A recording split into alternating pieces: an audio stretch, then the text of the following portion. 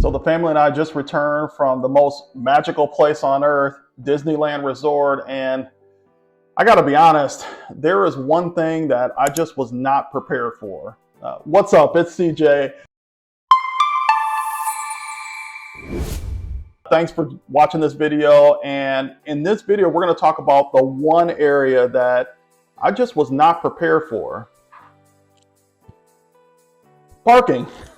I know you've probably watched a lot of videos, a lot of YouTube videos about the rides, and you're really thinking about what attractions do you want to see and what food are you going to eat. If you're like me, probably what food you're going to eat, and parades, whatever. But the one thing you may not have considered is the parking.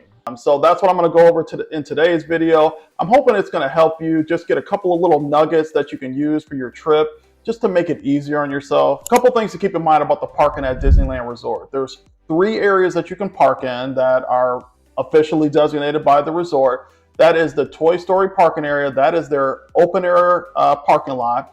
That's where you're going to take a lot of your bigger vehicles. So your RVs, motorhomes, tractors, if you happen to be driving one of those. We'll go over to the Toy Story open air parking lot. The other 2 parking areas are parking structures, and that is the Mickey and Friends and Pixar and Pals.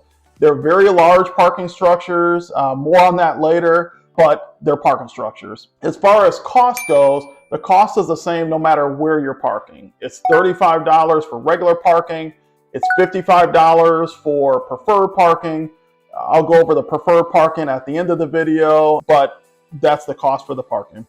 And then the other thing to keep in mind too with the parking is that these are a per day cost. Okay, so if you need to leave the park for whatever reason, you need to go back to your hotel and then you want to come back later at night, you don't have to pay twice for parking as long as you keep that receipt. So keep your receipt so that you're paying just the one price for parking for that day. As far as parking goes, the parking actually opens 1 hour before the park opens. Okay, so if you're an early riser, you're one of the families that likes to get there as soon as possible, you can start parking 1 hour before the park opens. And then as far as the size of the parking structure goes, again, they're very large. The ones we parked in was actually Mickey and Friends the first day, Pixar and Pals the next day.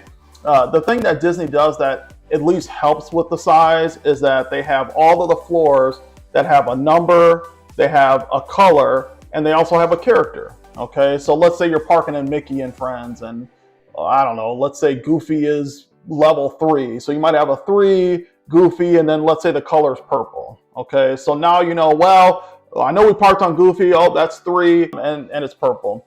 The other thing though that you probably should do, just go ahead and take a picture of where you park with your smartphone. Okay, everybody's got cell phones now. Just take a picture. That way you don't have hassle at the end of the night. Okay, because speaking of the end of the night, the first night we actually parked in Mickey and Friends. Okay, but of course it's the end of the night. It's actually Christmas. Okay, so what better place to spend Christmas than, of course, Disneyland. So it's the end of the night, we're tired, we're getting back to the parking area, we notice, oh, the escalator's down. Okay, I mean, that's kind of high, but I can walk that, you know, I can do it.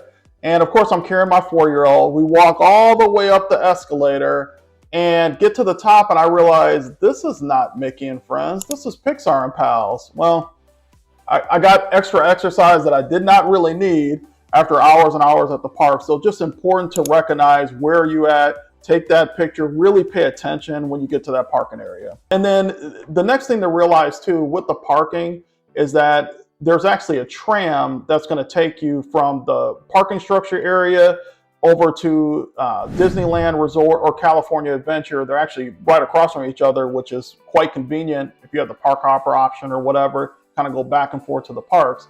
But you'll take a tram over there, or you can actually walk as well. And now, if you're parking at the Toy Story, they actually have buses that run from that Toy Story open air parking lot over to the park area itself. So again, quite convenient, couple of options to get over to the actual park entrance itself.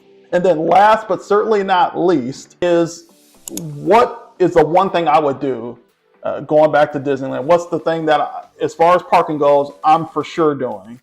And I'm doing preferred parking. Okay, we did both. The first day we did regular parking, and we parked in an area that was quite far away from the escalator and elevator. So we had a long walk in that parking structure to get to the escalator to take down to the park and tram area.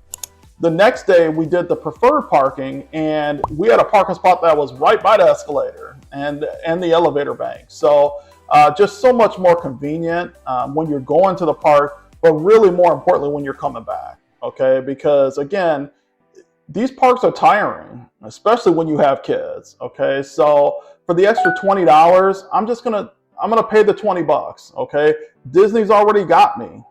It's an expensive trip already. What's another $20 at that point for the convenience standpoint? So again, preferred parking for me. Let that be a tip for you. If you prefer convenience over, let's say, saving a few bucks, do the preferred parking. And again, thank you so much for watching this video. Like, subscribe, and all that good stuff. And I will see you in the next video.